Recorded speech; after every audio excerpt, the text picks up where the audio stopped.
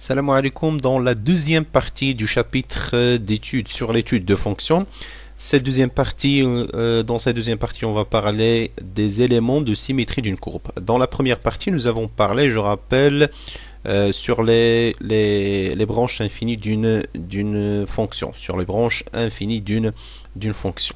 Maintenant, on va voir les éléments de symétrie d'une courbe. Eh bien, avant de commencer, je rappelle que bien sûr vous connaissez ce qu'on veut dire par la parité d'une fonction, c'est-à-dire est-ce qu'elle est paire ou bien est-ce qu'elle est impaire. Et parmi les avantages de connaître la parité d'une fonction, c'est la réduction de son domaine d'étude. C'est-à-dire au lieu de l'étudier sur son domaine de définition entièrement, il suffit de l'étudier sur une partie de son domaine, qui est bien sûr l'intersection de son domaine de définition avec R+.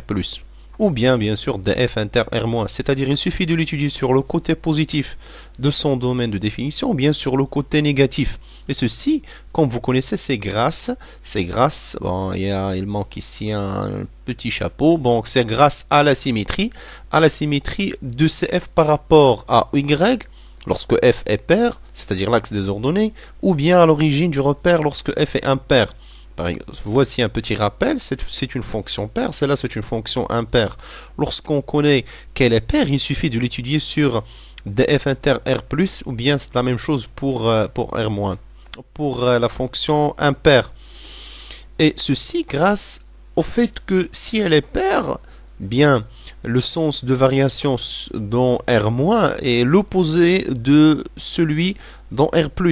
Mais pour la fonction impaire, si on connaît aussi la monotonie ici, ou bien le sens de variation, ici il garde les mêmes variations pour les symétriques de chaque intervalle. Par exemple, ici dans cet intervalle, elle est croissante. Dans son symétrique ici, elle va être aussi croissante. Maintenant, on espère avoir la même propriété, c'est-à-dire la même chose liée à la réduction du domaine d'étude, mais pour des fonctions qui ne sont ni paires ni impaires. Et ceci sera possible par l'existence des éléments de symétrie de la courbe. Ce qu'on va voir maintenant.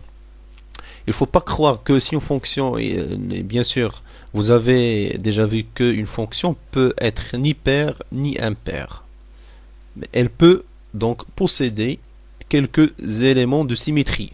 Mais il existe aussi des fonctions, je le dis dès maintenant, qui ne sont ni paires ni impaires et ne possèdent pas d'éléments de symétrie. Donc ici on parle juste de l'existence, c'est-à-dire s'il existe. Maintenant on commence par l'axe de symétrie d'une courbe. Proposition, soit f une fonction numérique et c'est f sa courbe représentative dans un repère orthogonal. La droite delta d'équation x égale à a est un axe de symétrie de la courbe CF si et seulement si nous avons l'équivalence. Pour tout x de domaine de définition, nous avons les deux conditions suivantes. 2a moins x appartient à df et f de 2a moins x est égal à f de x. C'est un bon exercice que vous devez ou bien vous pouvez faire de démontrer cette proposition. Pourquoi si nous avons ces deux conditions, alors x est égal à a est un axe de symétrie et inversement. D'accord? Voici un petit exemple. Par exemple, voici c'est la courbe représentative d'une fonction en rouge, mais qui est symétrique par rapport à cette droite delta. Si vous voulez, ici c'est l'équation x égale à moins 1. X égale à moins 1. Alors, pour montrer qu'une fonction admet un axe de symétrie x égale à a, il suffit de montrer ça. Maintenant, un exemple. Montrons que la droite delta d'équation x égale à moins 4 est un axe de symétrie de la courbe CF de la fonction f de x égale la racine de x carré plus 8x moins 7. Plus 8x moins 7. Alors, première chose, bien sûr, vous connaissez ce qu'il faut faire, c'est déterminer le domaine de définition de cette fonction. Eh bien, c'est pas difficile pour vous de le faire. J'espère que vous puissiez le faire tout seul avant de poursuivre la vidéo. Donc le domaine c'est l'ensemble des x dans R tel que ce qui est à l'intérieur ici de la racine carrée est positif. Eh bien vous pouvez bien déterminer quand est-ce que c'est positif grâce au discriminant et le tableau de Signy. Bien le domaine, vous allez obtenir ceci, c'est le domaine de définition, c'est l'union de ces deux intervalles. D'accord, maintenant on va montrer la proposition qu'on a, on va montrer que quel que soit x dans df, nous avons les deux propriétés. Alors, on fixe d'abord un x dans le domaine de définition et on montre la première et la deuxième propriété. Donc, la première, c'est, si vous vous rappelez, c'est il faut que 2a moins x appartient à df. Maintenant, notons d'abord que a ici est égal à moins 4. Donc 2a moins x est égal à moins 8 moins x. Alors il faut montrer que si x appartient à df, alors 2a moins x appartient aussi à df. D'accord? Donc nous avons x appartient au domaine de définition. Alors il est soit ici, dans cet intervalle, soit il est inférieur à moins 4 moins racine 3, ou bien il est supérieur à moins 4 plus racine 3.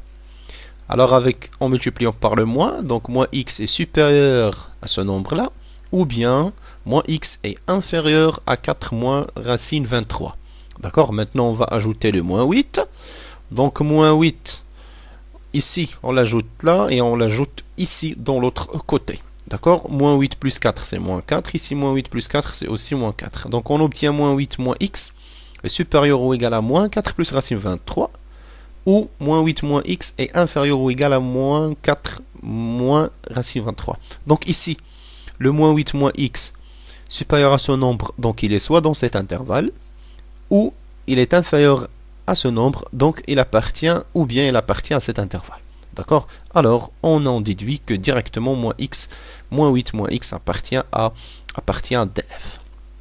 J'espère que c'est clair. Donc, c'est ce qu'il faut montrer. Il faut bien être prudent lorsqu'on a des intervalles comme ceci et à bien faire attention dans le passage de ces inégalités.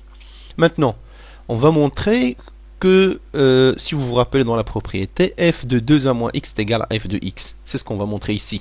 Donc, on a f de moins 8 moins x. Il suffit de remplacer. Donc, il suffit ici de remplacer. D'accord? On a bien sûr le droit de faire ça.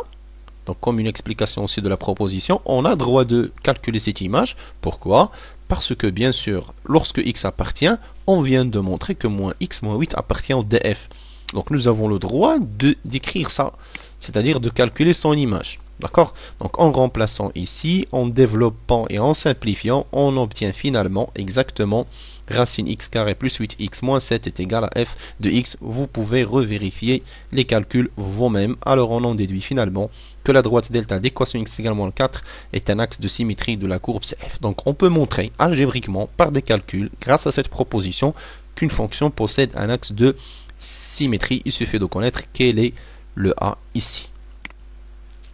Maintenant, on passe au centre de symétrie. Donc, ce sont les deux éléments de symétrie qui existent, soit un point, soit un axe de symétrie, c'est-à-dire une droite ou bien un point. Maintenant, on passe à la proposition concernant le centre de symétrie.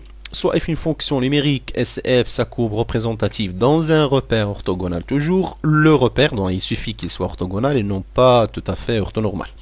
Le point oméga de coordonnées AB est un centre de symétrie de la courbe CF si et seulement si nous avons ça.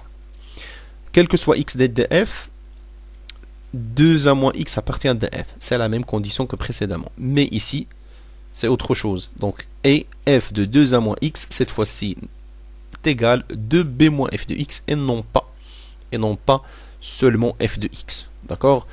C'est encore une fois un bon exercice d'essayer de démontrer ça et j'espère que vous puissiez le faire. Sinon, je peux bien le faire avec vous, soit dans un commentaire ou bien dans une autre vidéo. Maintenant, je note bien que cette écriture, ou bien cette deuxième condition, peut être un peu simplifiée. Donc, c'est f de 2a moins x plus f de x. Le f moins f de x, on peut le faire passer ici pour obtenir f de 2a moins x plus f de x est égal à 2b. D'accord? Et c'est plus facile en pratique dans les exercices. Voici un exemple. Par exemple, cette fonction-là, cette courbe, la courbe représentative ici est symétrique par rapport à ce point oméga ici, de coordonnées, disons, peut-être ici 2, 3, 6, c'est clair. D'accord? Donc, voici un exemple géométrique. Maintenant, on passe à un exemple pour d'illustration de ça. Exemple, montrons que le point oméga de coordonnées 1, 2 est un point de symétrie de la courbe CF de la fonction f de x est égal à x à la puissance 3 moins 3x carré plus 4. Toujours le domaine de définition, c'est simple à avoir, c'est R. Pourquoi? Parce que c'est une fonction polynomiale. Le domaine de la fonction f et df est égal à R. On peut même écrire la justification pourquoi. Notons ici que A est égal à 1. Donc voici oméga de coordonnées 1, 2. A est égal à 1 et B est égal à 2. Alors, soit x, on le fixe dans R, et on va montrer la première propriété. La première propriété, c'est 2a moins x appartient, première condition, 2a moins x appartient à df. Bien sûr, si x appartient à R, il est évident que moins x appartient à R.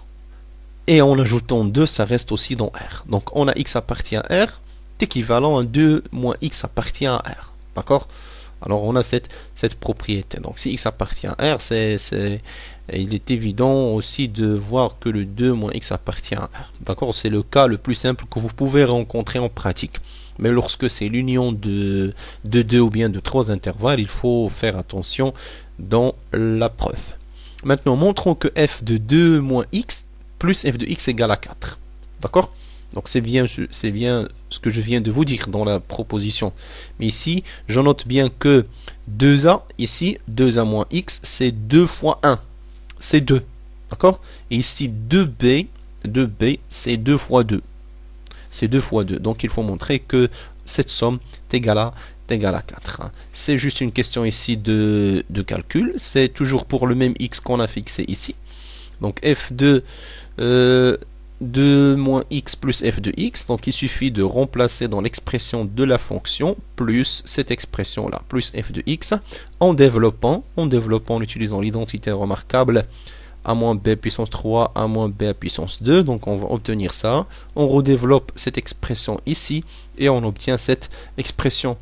Donc on peut simplifier ici le moins x puissance 3 avec x puissance 3, on peut aussi simplifier si vous voulez le moins 12x avec 12x, et nous avons 6x carré, et ici nous avons moins 3x carré, moins 3x carré, donc ça fait bien 0. Il ne reste que le 8 moins 12, c'est moins 4, moins 4 plus 8, ça fait exactement 4, qui est 2 fois 2, c'est-à-dire c'est 2 fois b. Donc nous avons les deux conditions sont satisfaites pour tout x fixé dans R, alors le point oméga de coordonnées 1, 2 est un point de symétrie de la courbe CF. Je vous laisse maintenant un exercice avec deux questions. Première question, c'est là on va montrer que dans 3 cas que la droite delta d'équation x égale à a, avec a ici dans différents cas, est un axe de symétrie de CF, et voici les fonctions f sur lesquelles on va travailler. Dans la deuxième question, montrer dans les cas suivants que oméga est un centre de symétrie de la courbe, et voici oméga et à chaque fois l'expression de la fonction. Donc essayez de faire cet exercice. Si vous trouvez toujours des problèmes, soyez les bienvenus à poser des questions, et merci. Et je vous rencontre, Inch'Allah, dans la prochaine vidéo et dans la troisième et dernière partie sur la concavité d'une fonction et point d'inflexion.